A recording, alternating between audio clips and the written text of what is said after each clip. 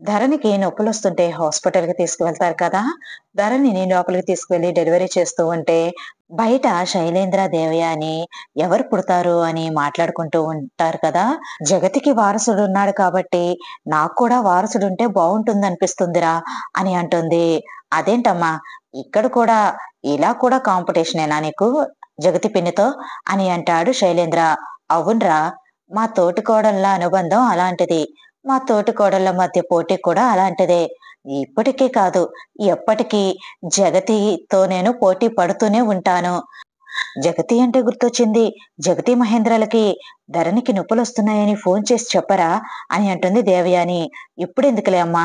Morning phone చేసి చెప్తానులే అని అంటాడు శైలేంద్ర. ఒరేయ్ పిచ్చి వెధవ! మనం నిద్రాహారాలు లేకుండా ఇలా హాస్పిటల్ దగ్గర కూర్చుంటే, వాళ్ళు మాత్రం ప్రశాంతంగా పడుకుంటారా? నేనెలా పడుకోనిస్తాను? నా దగ్గరికి రప్పిస్తాను కదా! ధరణి కోసం వాళ్ళు ఖచ్చితంగా వస్తారు అని అంటుంది దేవయాని. హమ్మా! నీ శాడిజం మరీ ఎక్కువవుతుంది అని అంటాడు శైలేంద్ర.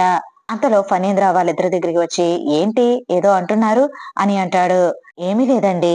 ధరణిని హాస్పిటల్‌కి తీసుకువచ్చామని మహేంద్రకి, జగతికి ఫోన్ చేసి చెప్పు అని శైలేంద్రతో చెప్తున్నాను అని అంటోంది దేవయాని. ఇప్పుడా? ఇప్పుడసలే మధ్యరాత్రి. ఇప్పుడెలా వస్తారు? ఉదయాన్నే చెప్దాంలే అని అంటాడు ఫణీంద్ర. అదేంటండి మీరు కూడా అలా అంటారు? ఇప్పుడు మనం ఉదయాన్నే చెప్తే హాస్పిటల్‌కి వెళ్ళినప్పుడు మాకెందుకు ఫోన్ చేసి చెప్పలేదు అని మనల్ని అడుగుతారు కదా! ధరణి అంటే జగతి మహేంద్రలకి చాలా ఇష్టం. హాస్పిటల్‌కి వెళ్ళేటప్పుడైనా మాకు ఫోన్ చేస్తే మేము హాస్పిటల్ దగ్గరికి వచ్చేసేవాళ్ళం కదా! అని జగతి మహేంద్ర అంటే నేనేం సమాధానం చెప్పాలి? మమ్మల్ని పరాయి వాళ్ళని చేశారు అని వాళ్ళు బాధపడితే ఆ నింద నా మీదకి వస్తుంది కదండీ! నేనే చెప్పలేదనుకుంటారు కదా! అందుకే చెప్పమంటున్నాను. మీ ఇష్టమండి అని అంటుంది దేవయాని. అంతే అంటావా?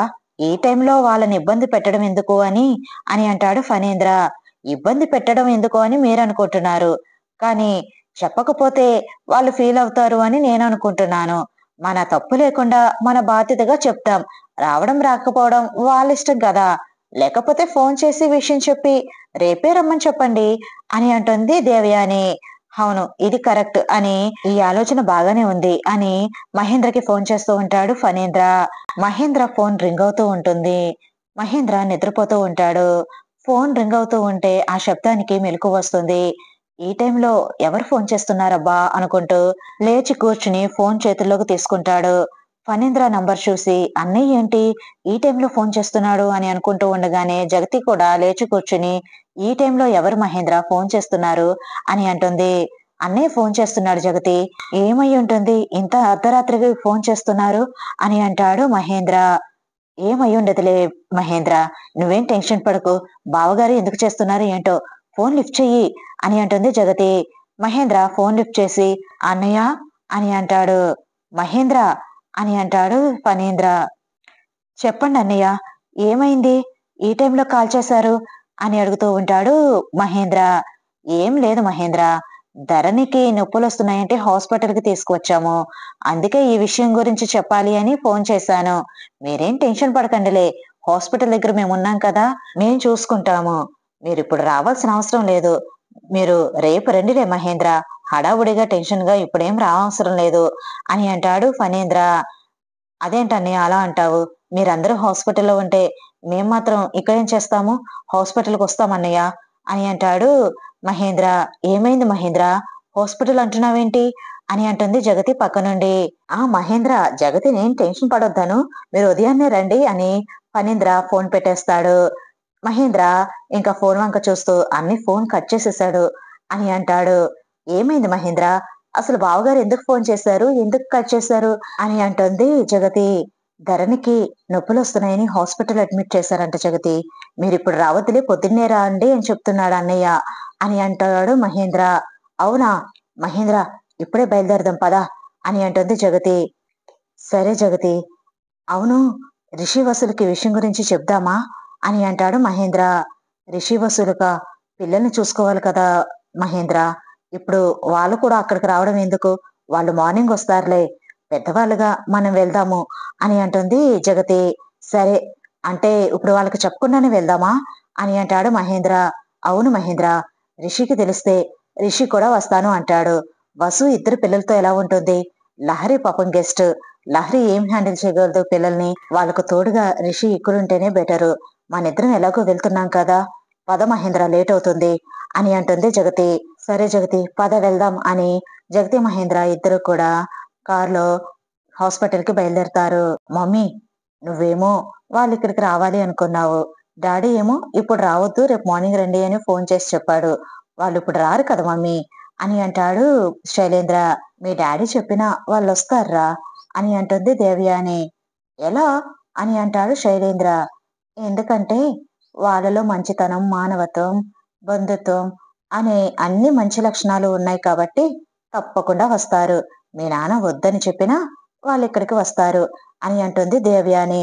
కొంతసేపటికి రిసెప్షన్ దగ్గర జగతి మహేంద్రను చూసి శైలేంద్ర ఆశ్చర్యపోతూ మమ్మీ నీ గెస్ కరెక్టే అని రిసెప్షన్ వైపు చూపిస్తూ ఉంటాడు. జగతి మహేంద్ర అక్కడ ధరణి అనే పేషెంట్ ఎక్కడున్నారో అని ఎంక్వైరీ చేస్తూ ఉంటారు. నేను చెప్పాను కదరా అని నవ్వుతూ ఉంటుంది దేవయాని. శైలేంద్ర వాళ్ళకి ఎదురుగా వెళ్ళి బాబాయ్ మీరేంటి ఈ టైంలో వచ్చారు? డాడ్ రావద్దని చెప్పారు కదా అని అంటాడు. హా మీరందరూ హాస్పిటల్లో ఉంటే మేము అక్కడ ప్రశాంతంగా ఎలా ఉండగలము? అందుకే వచ్చేసాము అని అంటాడు మహేంద్ర. అక్కయ్య ధరణికి ఇప్పుడు ఎలా ఉంది? డెలివరీ అయిపోయిందా? ఇంకా చేస్తున్నారా? అని అడుగుతూ ఉంటుంది జగతి. ఇంకా లేదు జగతి. ఇంకా ఏం చెప్పలేదు. ఎప్పుడో తీసుకువెళ్లారు రూమ్‌లోకి. ఇంకా ఈ విషయము బయటకు వచ్చి చెప్పలేదు. అదే నా టెన్షన్ అంతా అని అంటూ ఉంటుంది దేవయాని టెన్షన్ పడుతున్నట్టు నటిస్తూ. మీరేమీ టెన్షన్ పడకండి అక్కయ్య. ధరణి పండంటి మగబిడ్డకు జన్మనిస్తుంది. తల్లి బిడ్డ క్షేమంగా ఉంటారు అని అంటుంది జగతి. ఏమన్నావు జగతి? పండంటి మగబిడ్డ నిజంగా నాకు మనవడు పుడతాడా జగతి? నువ్వు చెప్పావు అంటే అది ఖచ్చితంగా నిజమవుతుంది జగతి. నీ నోటి ఫలం ఫలిస్తుంది. ఆ నమ్మకం నాకుంది అని అంటూ ఉంటుంది దేవయాని. అయ్యో అక్కయ్య నార్మల్‌గా అన్నాను నేను. నాకలా అనిపించింది అలా అన్నానంతే. ఆడబిడ్డ పుట్టినా కూడా చాలా సంతోషమే కదా! ఇంటి మహాలక్ష్మి అని అంటుంది జగతి. అవును జగతి. ఆడపిల్ల పుట్టినా, బాబు పుట్టినా నాకేం ప్రాబ్లమ్ లేదు. కాకపోతే నీ నోటి ద్వారా ఆ దేవుడు బాబు పుడతాడు అని పలికించినట్టున్నాడు. అందుకే నువ్వలా అన్నావు. ఇప్పుడు నాకు నమ్మకం వచ్చింది అని అంటూ ఉంటుంది దేవయాని. అరే శైలేంద్ర చూసావా? మీ పిన్ని ద్వారా దేవుడు ఎలా పలికించాడో బాబు పుడతాడని మనకు ముందుగా ఎలా తెలిసిందో అని చెప్తూ ఉంటుంది దేవయాని. అవును మమ్మీ అని అంటూ ఉంటాడు శైలేంద్ర. అక్కయ్య నేనేదో అన్నానని మీరు బాబే పుడతాడు అని ఫిక్స్ అవ్వకండి. ఎవరు పుట్టినా మనం ఆహ్వానించగలగాలి అని అంటుంది జగతి. నువ్వు చెప్పింది నిజమేలే జగతి. కానీ నీ మాటలు విన్నాక నాకెందుకో నీ మాటల మీద బాగా నమ్మకం ఏర్పడింది. నీ నోటి వాక్కు ఫలిస్తుందని నమ్మకం వచ్చింది అని అంటుంది దేవయాని. అంతలో నర్స్ చేతిలో బేబీని తీసుకుని బయటకు వస్తూ ఉంటుంది.